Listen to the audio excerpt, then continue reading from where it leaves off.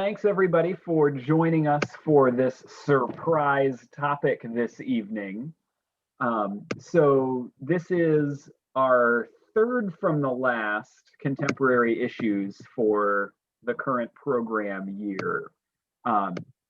And so since we finished hunting magic eels last week, we've got this week, next week, and the following Monday to spend together before we wrap up for the summer.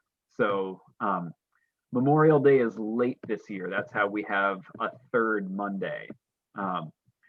And so I didn't have really clearly chosen and highly polished topics for the coming weeks, but as I was putting things together earlier in the year, there were a few topics that just sort of rattled around, and I think we'll get to spend a little time with. So next week, I don't have a like finely crafted way to sort of describe this, but next week I'm gonna talk about a vigil that I attend on Mondays at noon, which is it's a clergy-led vigil. Clergy are there partly to make it safe for everybody else to be there, and often it is just a clergy person and a couple of yahoos from the Catholic Worker. I love the Catholic Worker yahoos; they're great. And so this was a vigil that arose in response to the Des Moines Police Department's response to the protests following the murder of George Floyd last year. And so this vigil developed early-ish in the summer. It was later on in the summer that I began to feel called to go down and participate in that. And so I'm not going to pretend to be an authority on anything but my own experience there, but we'll talk a little bit about kind of, what that event is, but also kind of reflecting a little bit, now it's another May on kind of the work of protest and the work of vigil and how those are different things for me, and kind of some where do we go from here kinds of questions.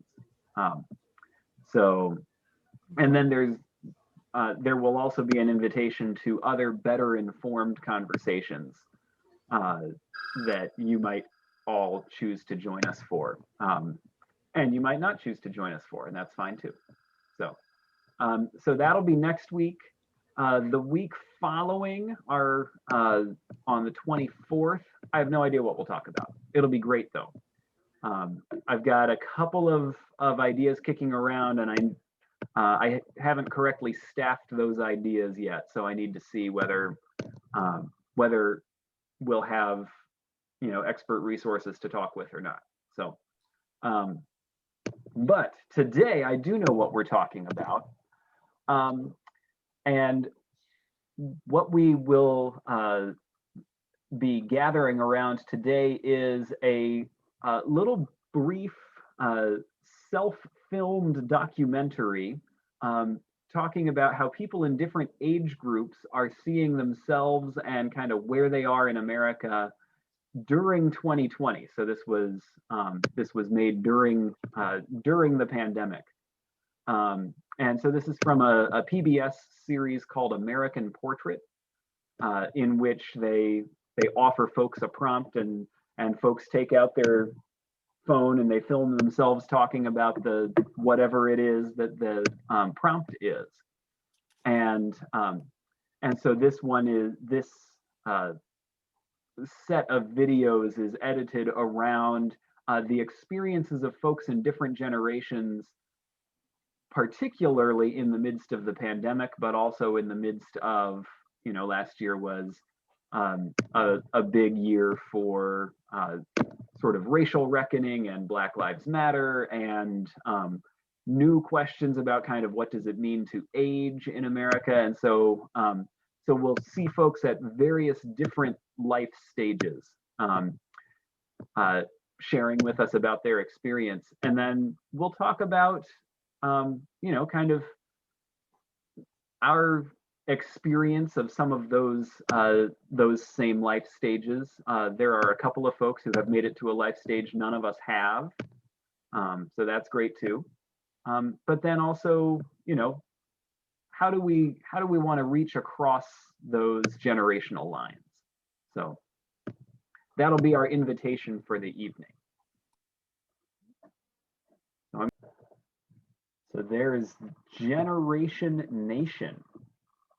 All these folks in all these different age groups who have all been navigating this pandemic year in their own various ways. So looking back over the portions of life you have lived so far, what would you say was the most challenging stage of your life to go through at the time?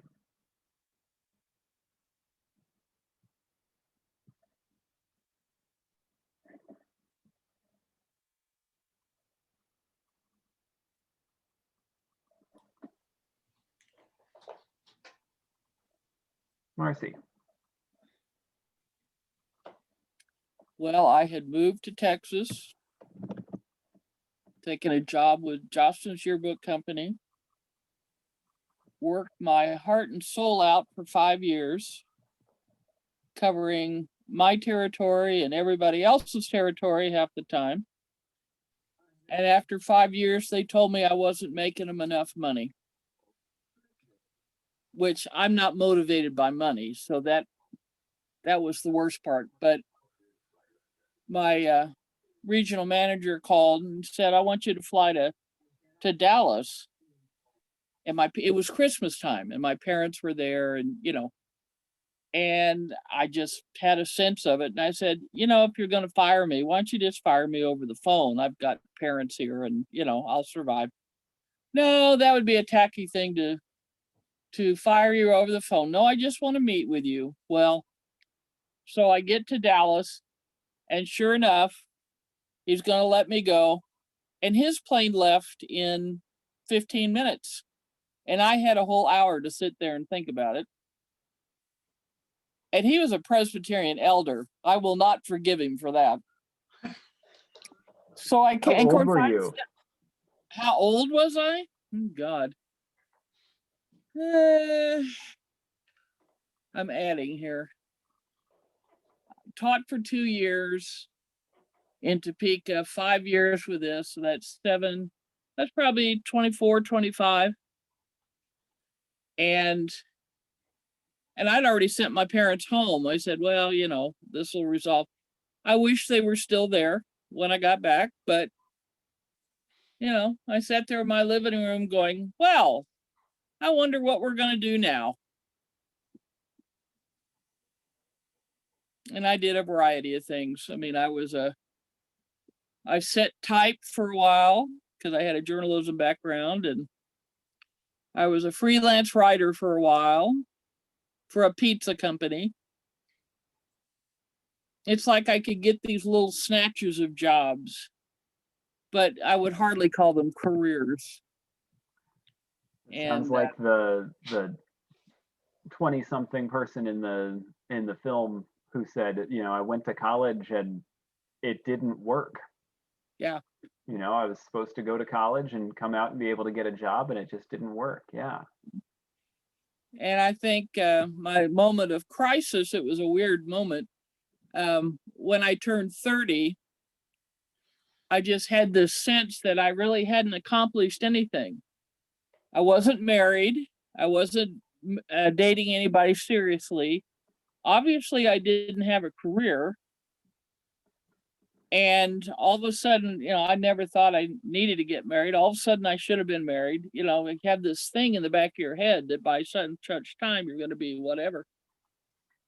And I just felt pretty lost. Yeah, thank you for sharing that. Bev, I saw you unmute. I wondered if you were going to share.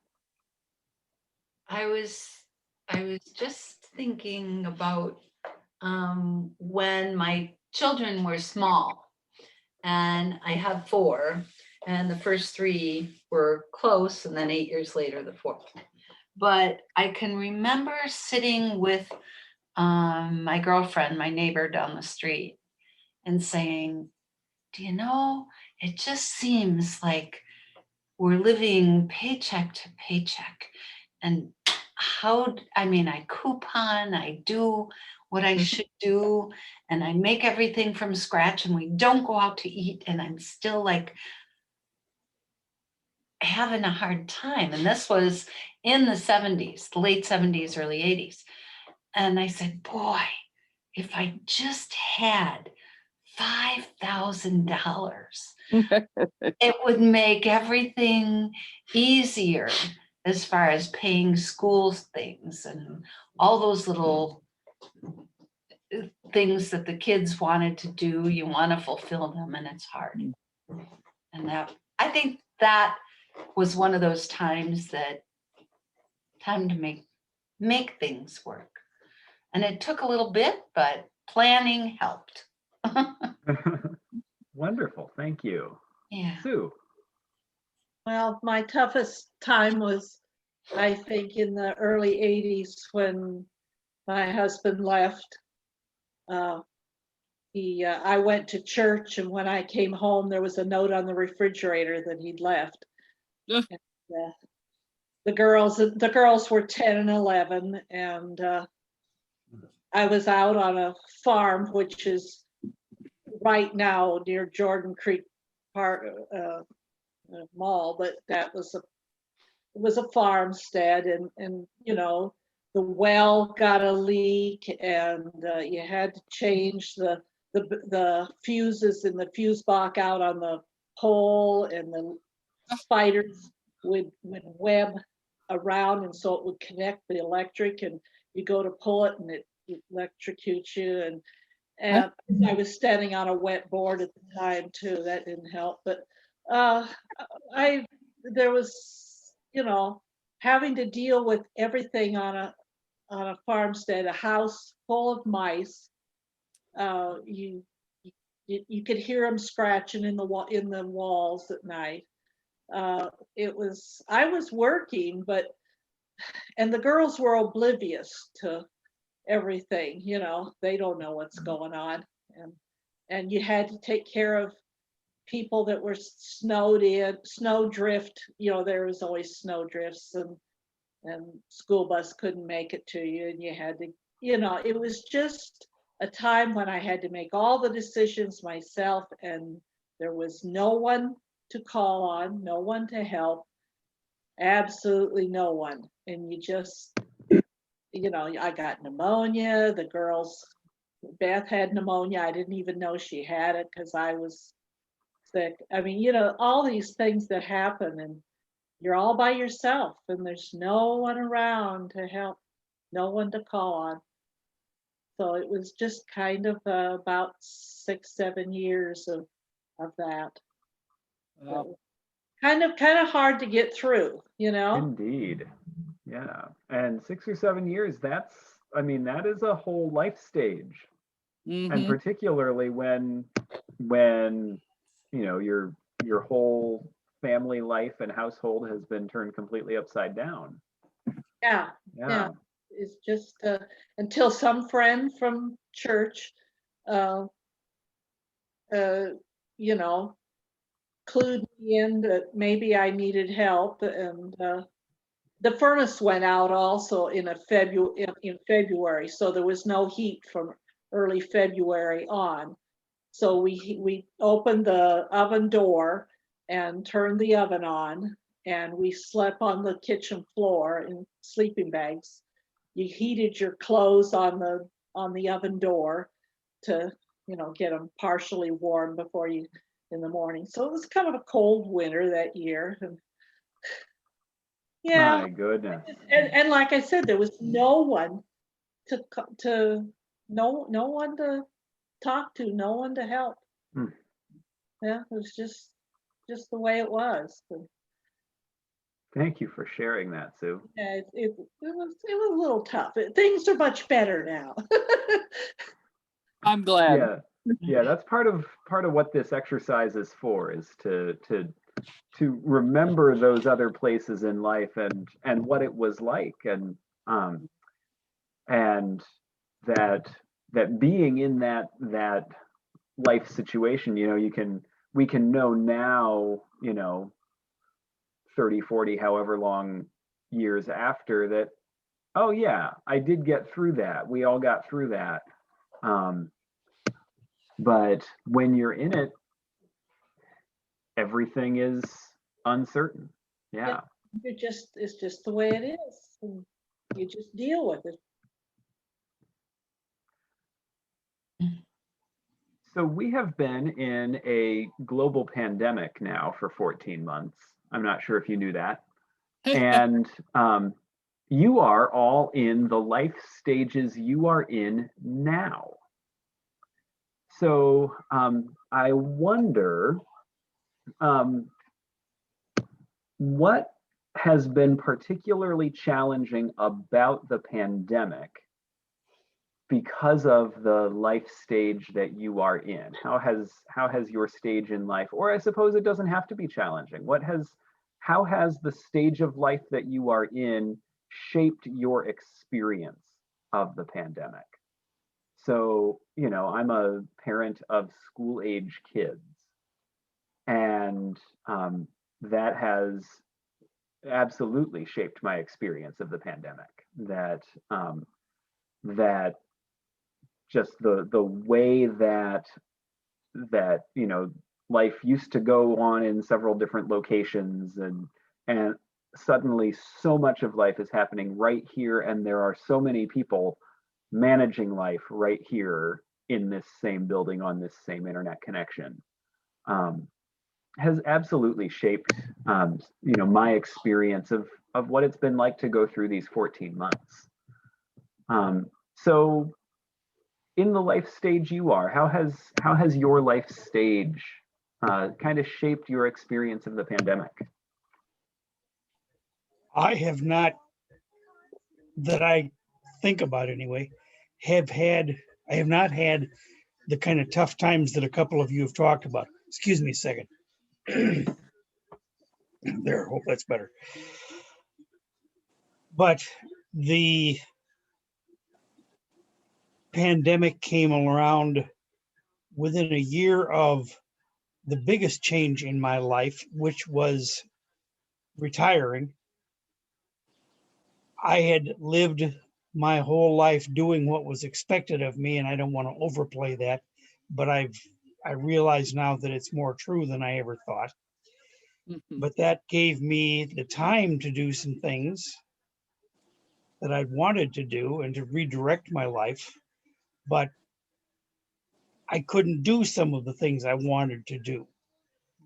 The thing that has struck me most about this last year and a half, or however long the pandemic has been, about a year and a half, is how people do not seem to want to be connected or know how to be connected. My life has always included lots and lots and lots of people, professionally and in organizations. I'm not going to say I'm a total extrovert, but I'm not a total introvert either. I've always had a lot of people in my life, and I've gotten a lot of different stimulation out of them. I've got to have intellectual stimulation or I will blow up. I have found out that a lot of people don't really want to be connected the way they think they do. And that has come particularly in my not so much not seeing people out for dinner or at church or whatever, but the number of people who just aren't connected, and either it must bother them terribly or else it doesn't bother them at all. I haven't figured it out. But people I would have expected to call me, for example, never call. I don't think it's because they hate me. I'm that way a little bit, but sometimes I get the feeling that calling people is not going to reach anyone who wants to talk very bad. And I haven't figured that part out. So maybe that's the most interesting thing that has happened in the COVID era. So yeah, I'm hearing that separating from a professional role that was one source of obviously sort of meaning and stimulation and connection, sort of rolled right into this pandemic separation from those social connections too. And so you've found this an isolating time. I haven't sat home and felt isolated. I've just never been in a world where I don't have constant interaction with people.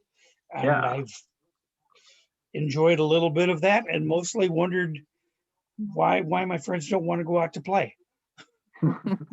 Thank you, John. Good one. Good thought. Oh, let me add something else since nobody jumped right in. I have taken on some projects, and it's not worth explaining what they are. They aren't important to anyone but me, probably, and maybe some people I'm helping or interacting with. But I have been able to find new things I wanted to do and could do. And while I was practicing law and doing that whole grind, I sometimes was lacking in the feeling that I was going anywhere or doing anything.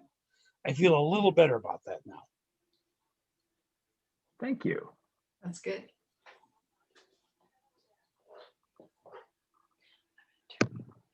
I've had a hard time watching my kids. Both of them were in college and starting college when the pandemic hit. Emma was in her senior year of high school. Maverick was in his freshman year of college. Neither one of them has liked online learning. The social interaction, the being in a classroom was huge for them. So both of them have stopped. And the things that they normally would be doing at this point just aren't there. So watching them struggle with depression, trying to finagle their goals. They're working on it and they're both doing a good job, but it's been really hard for it not to be what we expected, that it's just so very different than anything we had expected. That's been tough.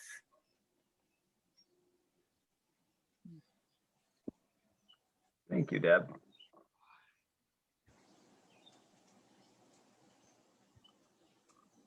You know, something that John said, being retired, you get to do some other things that you maybe didn't even know you wanted to go do. When you preach every Sunday, and heaven knows I love to preach, but when you preach every Sunday, weekends are not really available, you know, and you really can't be part of stuff that's on a weekend. But I'm finding I'm enjoying being part of the dog world now. I'm getting my Doberman in about a month.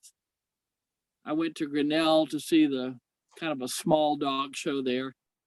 And just, you know, being able to talk to people about their dogs and I mean, there's a dog family, you know, that there's a group of people that you all share a love of dogs. And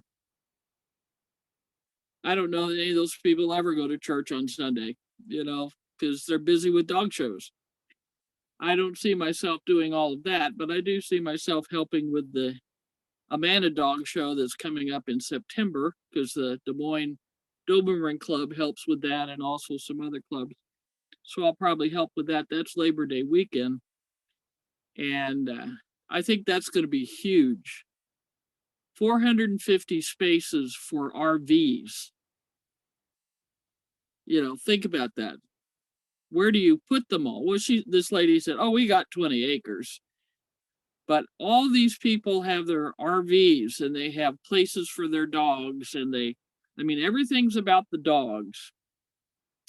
And I'm going to enjoy my Dobie, but at the same time, I'm getting a new group of friends and people to talk about something other than religion. Not that that's a terrible thing to talk about, but you know, I have maybe you've seen my shirt. I know the staff has. I have a shirt that says, "No one will ever, ever, ever love you more than Jesus and your dog," and it has a Doberman on it. So I may be spreading the gospel among the dog people, you know, quietly. But I'm kind of looking forward to having an outside group. Yeah, so you have found the opportunity to pursue a new interest and found that there are a bunch of people already pursuing that same interest that you can plug in with. Terrific. Perry's not sure she wants to be part of that. She's not sure she's ready for a Doberman in the house, but we'll try to bring her along slowly. I have gotten the sense that there are people, a lot of people, who just don't know what to do if they don't have the life that they crafted for themselves. Yeah. I talked to one fellow who's only recently become a friend. I've never met him in person.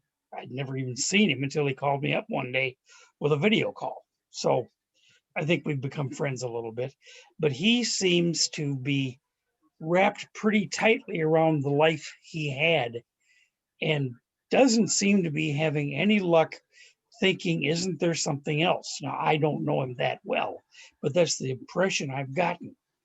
And I know people who are wrapped up in organizations like your dog organization, Marcy, but you get the feeling that's all they have. Yeah. They don't have the ability somewhere, and I'm not talking about brains, but they don't have the mental wherewithal to say, okay, I can find something else to do now. This could be a blessing. And Yeah. I'm trying not to preach, I'm trying not to be critical, but it has continued to strike me how many friends or acquaintances I've had who just seem to be as stuck can be. And if you show up with a tow truck and try and pull them out of the mud, they don't really want to be pulled out of the mud. It's kind of And comfortable down there. I just don't understand that. Maybe I need to, but I don't. When Greg and Jan Frank were getting ready to retire, and they had stopped going to Covenant, but there were a couple that were at Covenant for a lot of years. They each chose something different and separate from what their careers had been that they were passionate about, and that was what they were going to spend free time and extra time and really developing these new skills and new interests and passions. And I thought that was so smart. And I always said when I retired, I was going to do that too, something totally different than education. And then I went on disability a little early, and I have yet to figure that out. But that's still in the back of my head if I want something different than education and kids, and I haven't found it yet. But maybe kids are still my thing. I don't know. But I thought that was really wise. Yeah. The person in the video that struck me the most, and I'm sorry I had to take a call that I've been waiting for 3 days, so I didn't see all of it. But the person that struck me the most was the woman who said, I guess she was off work, I didn't quite understand, but she said, it's time to go protest. She found something else to get into, and I like that. Mm-hmm. Yeah, so she found a way to use, and you know, when you are, she had lost her job at the beginning of the jobs, plural, at the beginning of the pandemic, and so has all the time in the world. And at the time she was filming, there were no jobs to be had, and so she had all the time in the world, and put that to use in a way she probably didn't anticipate she would. Yeah. So so yeah, there's somebody in, within that video, and being laid off because there's a pandemic, or having to retire early because of disability, or just retiring when you had planned on it.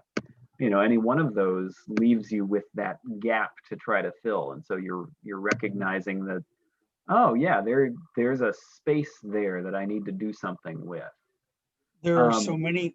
Go ahead. Sorry, Nathan.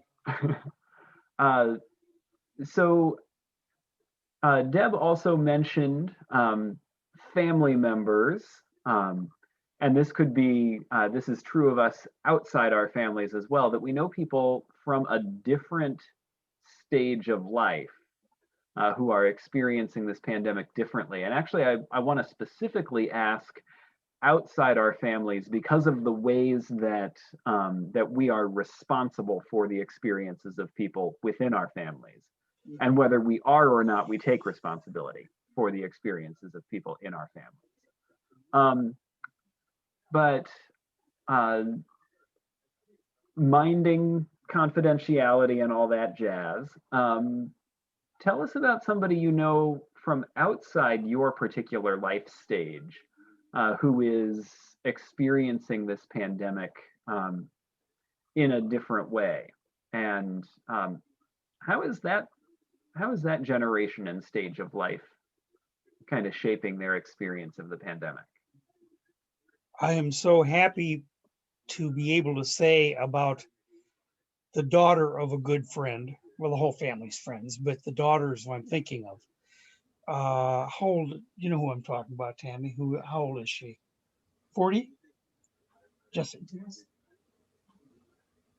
mid to late 30s. And she has always led sort of a formless life. She isn't goal oriented, but that doesn't mean she's going to sit around and do nothing. She's going to sit around and do everything. Yeah. But she has had some real serious life changes in many family ways, including suddenly having to take on her boyfriend's 9-year-old daughter because the mother fell off the wagon again. And I am so happy to see her not react like so many people I read about. They say millennials are this and Gen X is that and Gen Y is the next thing. She doesn't react like that. She doesn't get stuck in her predetermined role by her lifestyle. She just says, "Oh, well, that was kind of interesting. I don't have a job. Now what do I do?" And I can get on a roll about people who stick themselves into their generational expectations. And I think that's much more than it used to be, but I don't know. I wasn't around when my parents were kids. Nevertheless, I think that a lot of people think they are who they're supposed to be because of their age. And I know a lot of people act like that and don't know how to act any differently. But this woman I'm talking about bucks that and says, "Hey, this is new. I'll enjoy that." And what my point is, I don't understand why so few people can do that successfully. They feel like they've got to be who somebody thought they were supposed to be, whether their parents, society somehow, work somehow, their kids somehow. They can't seem to grasp that it can be tough, but I can make something of this. And I'm not even talking about being Pollyanna-ish. I'm talking about people who just don't seem to have the ability to think through it. And some of that, John, is fear. I think when it Sure. doesn't happen the way you think it's going to or expect it to, the first thing that can overwhelm you is the fear of it being different. Absolutely. But Yeah. most people get past that. Yeah. I was told long after I was an adult by a minister I was in, whose church I was for a time, that I had been changed markedly by the fact that I was an only child and my dad died when I was 10, and my Mm. mom was a pretty anxious human being. And maybe the fact that I just had to work through that. Didn't Mhm. have any choice. Well, it was that or, Yeah. join a gang or go nuts. But the fact that I had that experience that young made me figure out that you've got to just grab for what there is. And again, I don't want to preach and sound like somebody on the self-help shelf, but that is the way I noticed that a lot of people just can't do. And part of this the goal of this kind of looking at, you know, ourselves at other stages of this one life that we have lived, or other people at different stages at this same point in time, is to notice some of the things that maybe are obvious to us now weren't at the time, or Mhm. things that were obvious to us then are less obvious to us now. Yeah. And both of, you know, the ways that we were certain of things at one point in life and no longer are certain of those same things because of what we've experienced and lived through, or the ways that we were completely lost. And now, yeah, now I would know how to do that, but I certainly didn't then. Mhm. And John, you're talking about somebody becoming a parent. Uh, the Oh, yeah, I see woman what you my mean. age you're talking about, um, who suddenly is parenting and parenting not a baby but a you know, a half-formed human being. Um, Who has had her own troubles. and I'm just um, man, for the people who are parenting for the first time in the midst of this, Mhm. you know, the ways that I recall just, you know, not even knowing how to need the things that I needed from the people around me, um, as a first time parent, and to become a first time parent of, you know, of a child of whatever age in the midst of a pandemic. Holy cow. Yeah. You know, go ahead. No, go ahead. This conversation speaks so much to this today. Is that hitting you, Nathan? I don't know if you saw it or not. It's the daily word from church. The topic, the changes I wish to see must begin with me. Ah, And I think because that has been since that stupid little crisis that I went through and said, I'm going to change this. And since then, have been able to do that. But I saw the light, how blessed I was to see the light. Thank God for that. And I really think if we don't know where to turn, if we need help, people aren't going to come knocking on our door. And I think we need to ask, yeah. or we need to search, at least give it a try. And Mhm. that has gotten me through the last 40 years. And I want to be sure I understand, Beth. You mean you got to go search for ways to get out there and be of help? Is that what you mean? to ask for help Oh, and to be of help for others. both. I Yeah, guess you all. I wonder how different the experience of the pandemic is for people who, unlike us, don't have the kind of connections we all have and don't think about twice.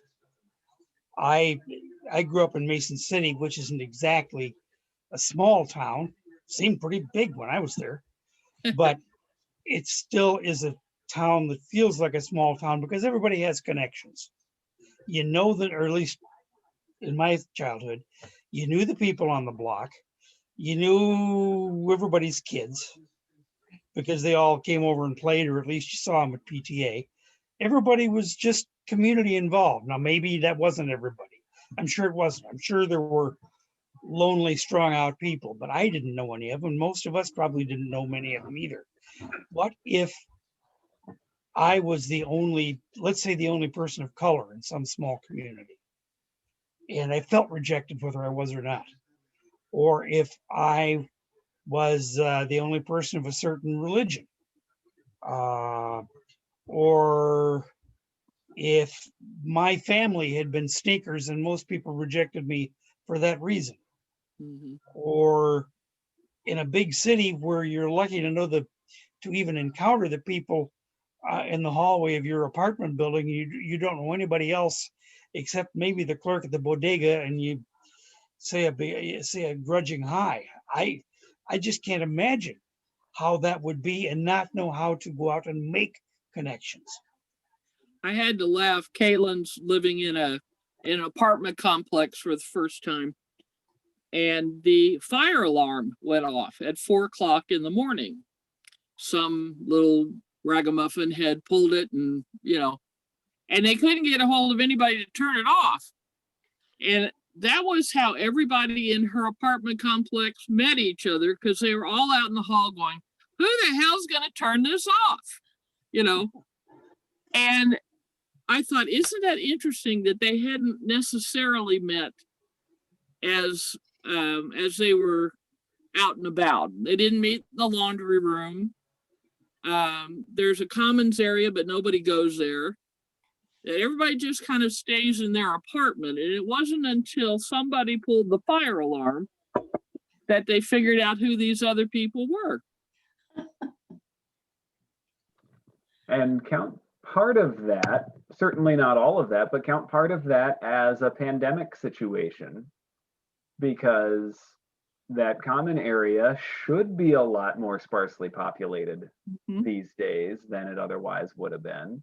And there are ways to have safe social gatherings, but you got to be very disciplined about that. Sure. And so to move into a space where you have to share air with each other for the 25 seconds it takes you to get from your door to the out the building or whatever it is, that your whole interaction with other people is more anxious, Mm-hmm. right? Because you're in that space that even if you're a poo-poo the whole thing, that space is more complicated than any other space you're in the whole rest of the day, perhaps, depending, of course, on what you're leaving the house for, right? But so yeah, that's another, that's a little bit more life stage independent, but there's a period in life when you're much more likely to be moving much more often, and then the moving truck tends to slow down a little bit at some point in many lives, not in all lives, right? So that process too of how do I find my way in this in the midst of the pandemic? An I tell invitation people to sympathy for that. I tell people who have lived all their lives in one place, particularly, a small town or whatever, I kind of envy them, because they've known people from kindergarten to high school, and some of them went to college together and stuff. I didn't go to that. I didn't have any of that. I moved every 2 years. And so I was always the new kid on the block. And I knew I'd made it in Dodge City because somebody thought I was in their second grade class in Dodge City. And I said, no, I wasn't in your second grade. In fact, I was in 2 second grade classes, Ark City, Kansas, and Fort Worth, Texas, but not in Dodge City. It's like, So I envy people who have those kind of connections and also who have family around them. You know, mom, dad, aunts, uncles, cousins. You know, my family's spread out all over the country. And now that our parents are gone and now that my grandmother's gone, we don't really get together. You know, I mean, we just live our separate lives and send a Christmas card. Mhm.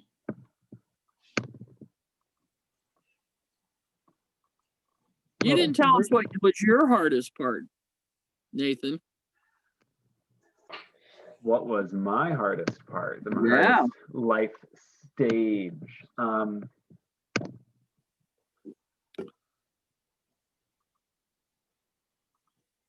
That's a tough one.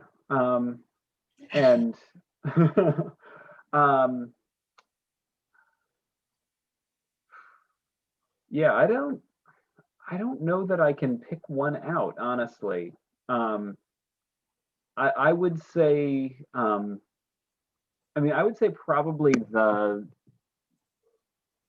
the combination of things. I'm guessing I will look back on this past year as probably one of the hardest stretches. As I described, the pandemic with school age kids and just the way that's that's just kind of it's this all encompassing sort of piece of stress. Um, in a way that probably more than just having school age kids is already all encompassing, right? But having school age kids who never leave your house is even worse. They're just Um, always there. I wondered about as your father declined. Well, yeah. So that's one. Right. So, and these are all this same life stage. That's and I feel like this this past 14 months has been a whole life stage, right? Mhm. And so yeah, I think I can't think of a thing that's easy right now. Because pastoring a church through a pandemic is completely all encompassing and you never think you're doing it right. And as we've gotten closer to the the end of the active stage of the pandemic, and we're looking at probably this virus is going to stick around and become part of the landscape, and that's a different conversation.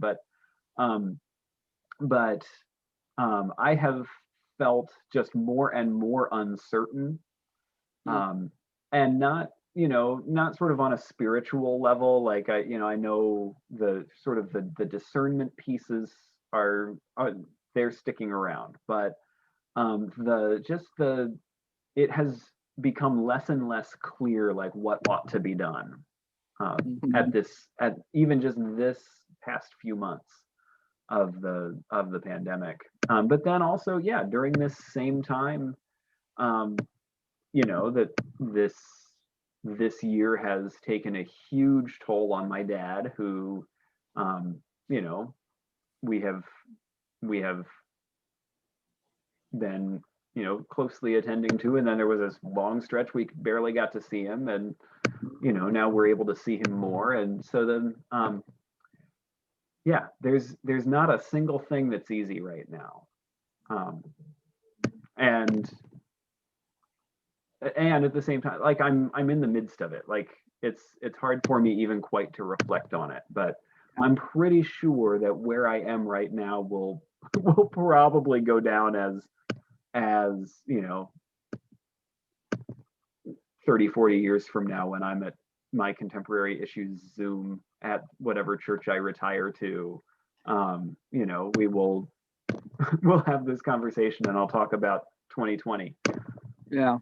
Which is, this is still, it's like the 93rd week of 2020. Well, when my parents moved in with us in Coffeyville, they were I've never even thought about how old they were, and I have no idea. But when they first moved in, they were able to drive themselves and do things on their own, and I said to them, don't hang around here. We've got the house. go see your family and go do things while you can.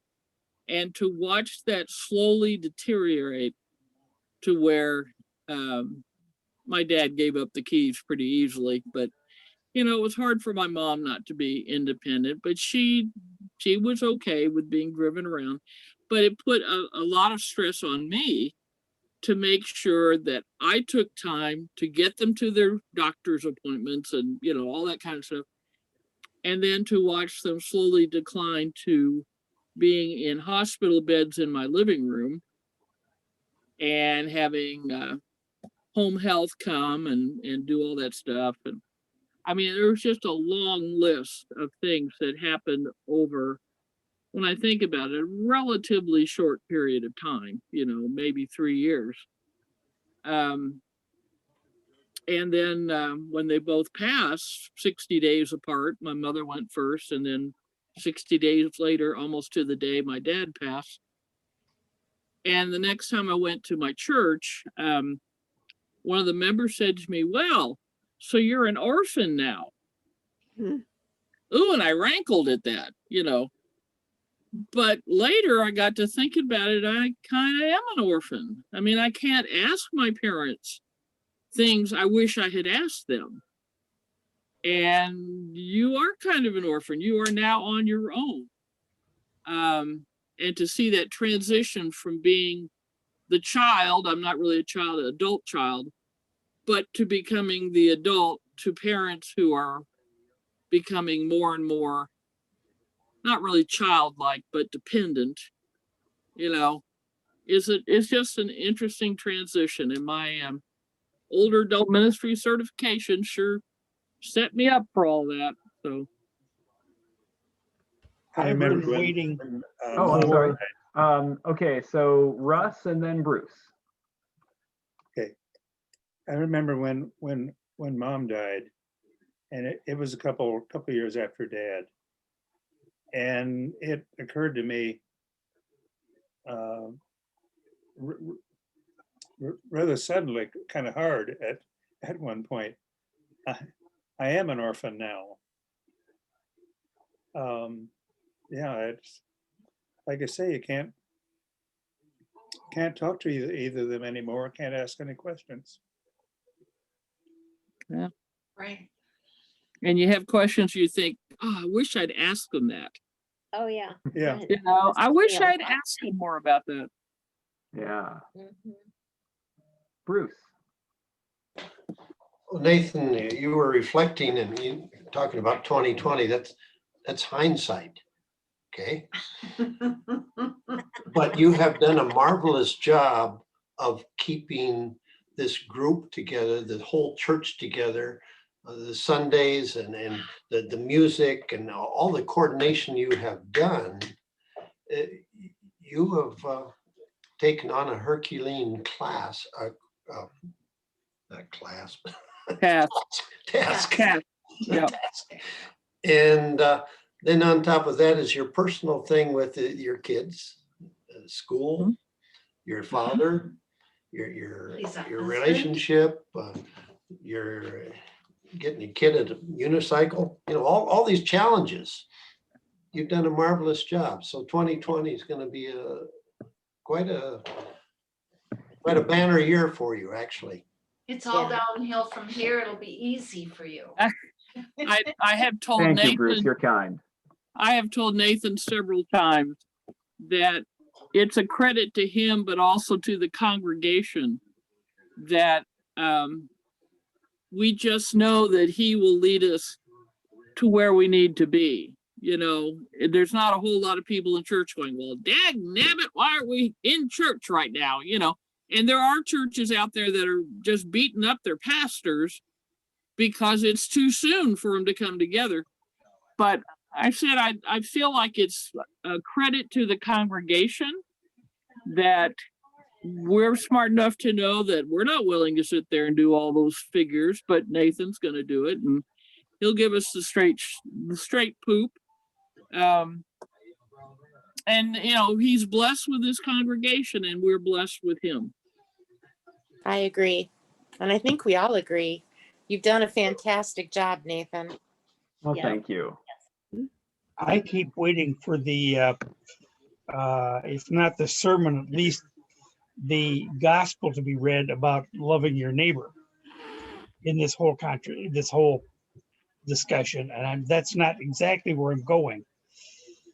But I have thought about other faith traditions or groups.